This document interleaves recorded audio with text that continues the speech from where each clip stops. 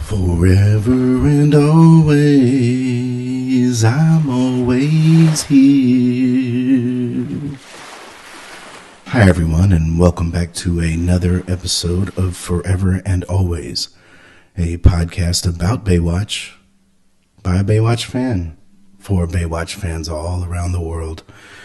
And to introduce myself, once again, it's me, Tom Boatwater, and I am thrilled, over the moon, exactly, to be back for episode 9. We had a brief detour last week with episode 8.5, and I think it was a really dynamite episode, and I'm getting a lot of feedback, just about the artwork, and the mailbag, theme itself, and people seem very excited about this, and I'm certainly very excited about it. In fact, you can see here, Wade, if you're listening, and I'm sure you are. I have it upside down, but I do have your work framed, and Leonardo, fear not.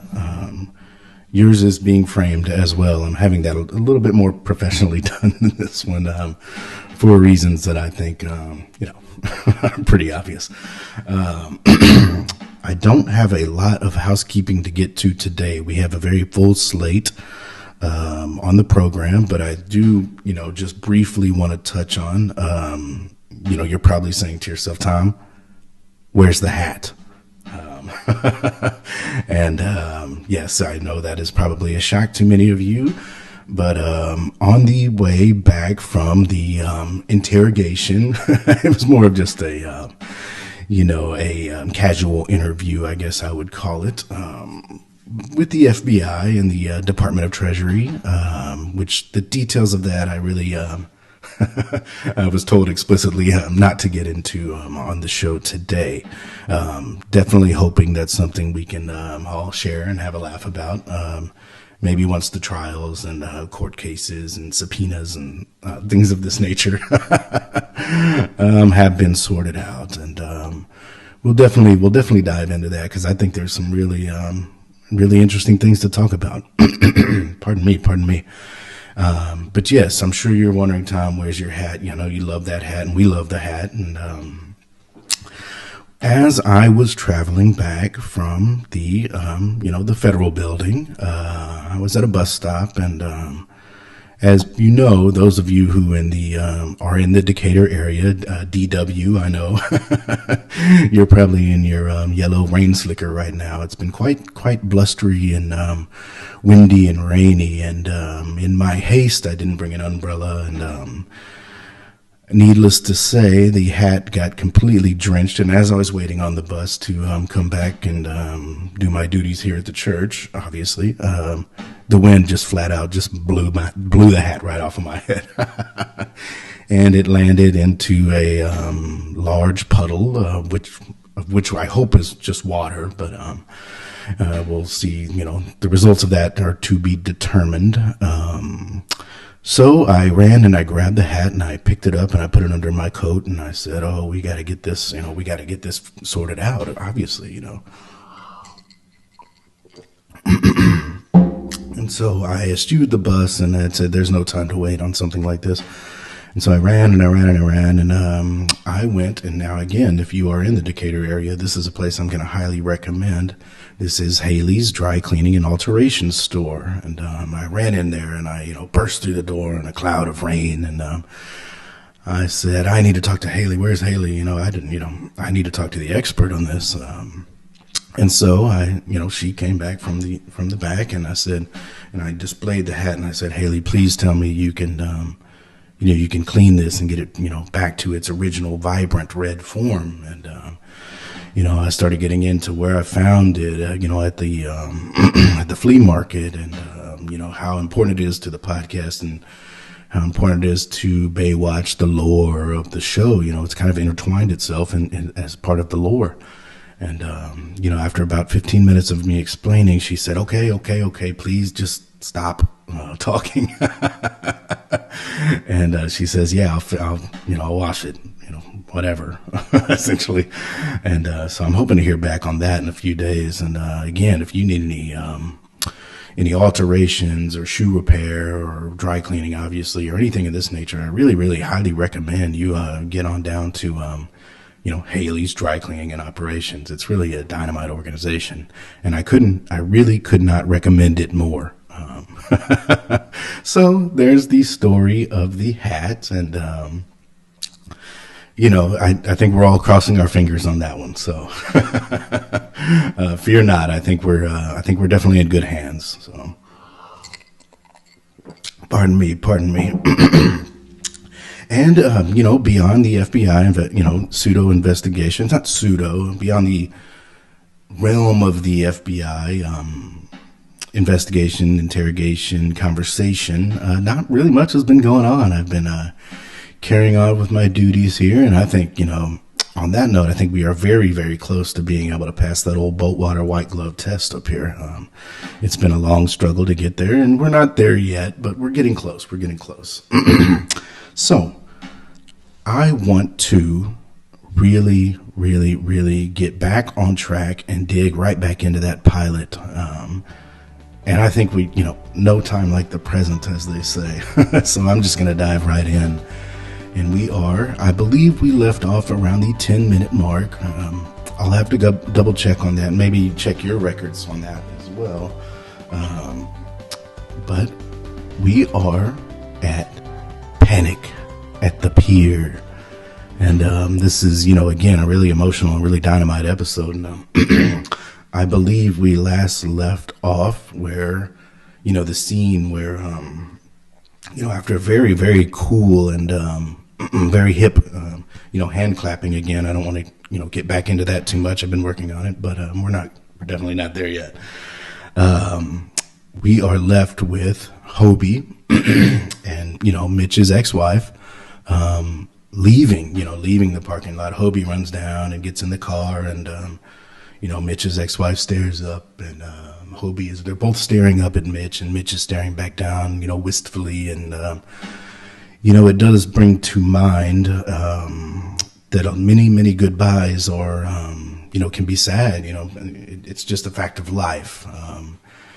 Time goes on, and there are certain situations where you do have to say goodbye to people, and I know that can be, a very, very, emotional event, and it does, bring me back to, my former babysitter, supervisorial companion, JF, and after the lightning strike, I think we definitely had to say goodbye to her, and while there are definitely many, many aspects that I do not miss, mostly the incessant TV watching and non-Baywatch watching, and if you will, and the mumbling and grumbling, and obviously, I don't miss being left outside to be struck by lightning, or near human lightning strike. I don't want to mislead, but it was certainly, there are times when I say, there were, there's a lot of times. I don't necessarily want to call them good.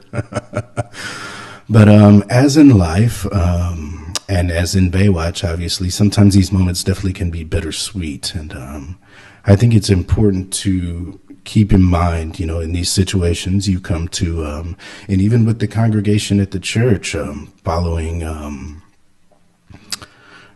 the upheaval with the pastor, which is still very much in flux, very much on the run situation. It's probably as much as I can say about that. I've definitely been missing, the congregation here at church, but again, I think it's always important to keep in mind that when you say goodbye, it's just really an opportunity to say, hello down the road, and that's something that I always think of when I see this episode. And while it can be emotional, it's definitely not something to it's not a permanent situation typically, and it's only as permanent as you make it. So I'll leave that there. Now this one in specific, for me personally, I did not, seeing Hobie leave, I did not find that, bittersweet at all. It was really just sweet. And, there was, I could tell Mitch was upset, but, as a viewer and as a fan, I just thought, finally, enough already. But, excuse me. That is so good. So, as the car drives away, Mitch finally turns back to the bay, and, as a viewer and as a fan, I'm just left with, yes, it's time, it's time for Mitch to put his focus back on where it belongs, the ocean and lifeguarding and saving people and being a leader and things of this nature. And we cut from that scene directly on the dock. Well, not directly. There's a little kind of interstitial with some minor players where a lifeguard truck gets stuck underneath the dock in high tide and the waves are crashing over, and a woman falls off the pier, and he has to be rescued by a part-time lifeguard. But none of these things are really important.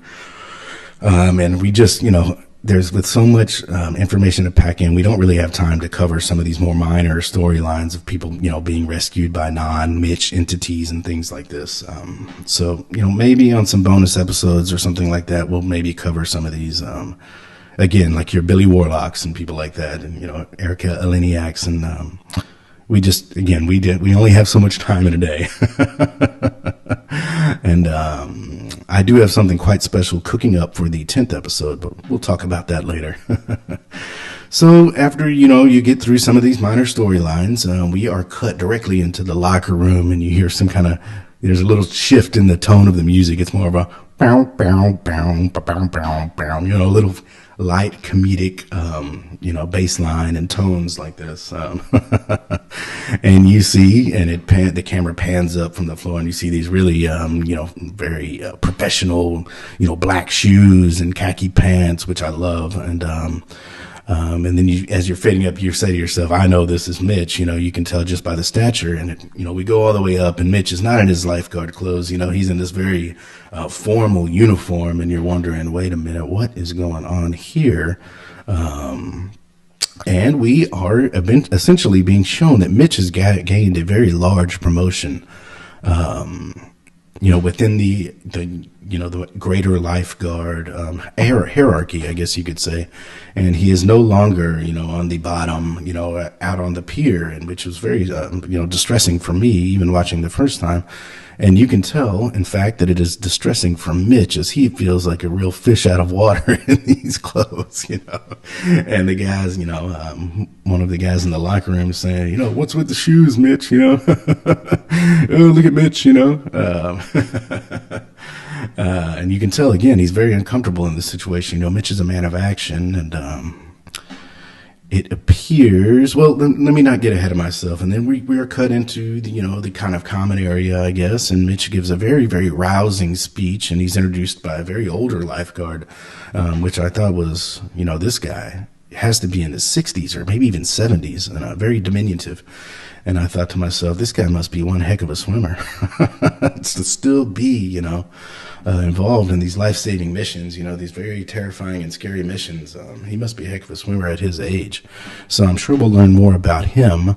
But Mitch does give a very, very rousing speech. He says, I don't want to misquote, but it's something of the essence of, guys, I know what it's like out there, and, what I want you to do is, do your best, and, make sure when you're swimming as fast as you can, and running as fast as you can, and, things of this. But he ends it with, I think, was a great, great note. He says, and don't make me look bad. So if you're ever worried about Mitch becoming a, real stick in the mud suit, I think he alleviated all our fears with that nice little dose of humor, which I thought was just absolutely dynamite. But again, as a viewer, I'm coming in cold, not to spoil anything. I was certainly worried, and I thought, this doesn't add up. Mitch is a man of action. He's not a pencil pusher. He's not a real administrative kind of guy, and you see that in life. And I've seen it certainly just as an anecdote. I've seen it in the Baywatch world. There are many, many people I've grown up, as I've become my journey. I'm becoming a real Baywatch buff and Baywatch expert. I've seen many of my most inspirational people, these guys are authoring newsletters and doing 2 or 3 videos a day on, really breaking down these character moments, get kind of caught up in the more, I don't know how to really say this, and I'm not trying to be insulting, but really more just of the administrative side of things. And, I've seen him delve into, ranking some of these, minor characters on a 1 to 10 scale and really giving the individual episodes, a star rating or things like this. And for me, that is not something that I'm interested in. I'm really, much like Mitch, prior to his promotion, I'm diving right into these episodes, and it's less about ranking them or, assigning a numeric value, more about just really sinking your teeth into these things and really getting out all the lessons that we can learn. But yeah, I guess that is part of life in some ways. And, at first this janitorial thing was kind of a hobby and I was having fun with it, but now I'm really, really gearing up for that boat water, white glove test. So I can sympathize with Mitch in this situation. Sometimes you have to take a step back in order to take a step forward, as they say. So yeah, everybody is, obviously very, riled up and very pumped to get out there on the beach after that rousing speech from Mitch. And, you know what? I actually think that is a pretty good note, to leave us up on. And, I will say this to you going into the weekend, don't make me look bad out there, anchors. And I want to say, again, I touched on it earlier, but I do have something really, really dynamite planned for our 10th episode, and I think it's a big milestone, not only for us, the anchors, and forever and always, and but just the kind of greater Baywatch community on the whole. I think it's going to be really, really fun, and I guess let's just say I'll pull some tricks out of my hat if I get it back. So Haley, I'd love if you'd get in touch and let me know the status of that. So until then, I'm always here.